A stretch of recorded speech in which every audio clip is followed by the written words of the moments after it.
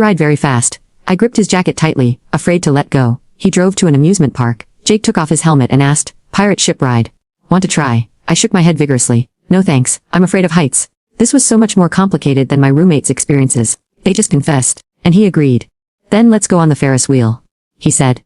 Jake didn't ask for my opinion, he simply went to buy tickets. Our local Ferris wheel was known as the breakup master. Every couple who rode it eventually broke up. Though we weren't a couple yet, I was looking forward to breaking up. Breaking up meant getting paid. We sat facing each other in the Ferris wheel car as it slowly rose. Neither of us spoke until we reached the highest point. Then Jake finally spoke. "Olivia, what does your dorm think I am?" Oh no. He figured it out. No wonder he'd been giving me a hard time today. "I'm sorry," I said. He took out his phone and showed me his WeChat QR code. "Add me." My hand shook as I reached for my phone. "This is taking too long." He grabbed my phone and scanned his code himself, adding his contact. He labeled himself as husband, in my contacts. When I got my phone back and saw the label, I asked, "Isn't this label inappropriate?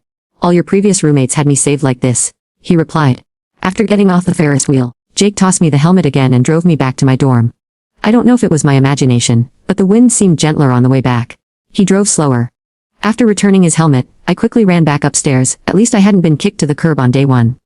As soon as I got back to the dorm, my 3 roommates surrounded me. "Olivia, how did it go? Were you successful?"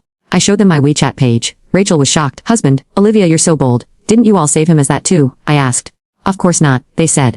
The 3 of them showed me their phones. Rich idiot. Weird temper. Unpredictable. Moody guy. None of their labels resembled husband in the slightest. That later, the next morning, several WeChat messages popped up from Jake. "Come downstairs, breakfast. My favorite date activity is eating. Breakfast counts as eating. Come join me, we'll go to class after eating. Olivia, are you awake?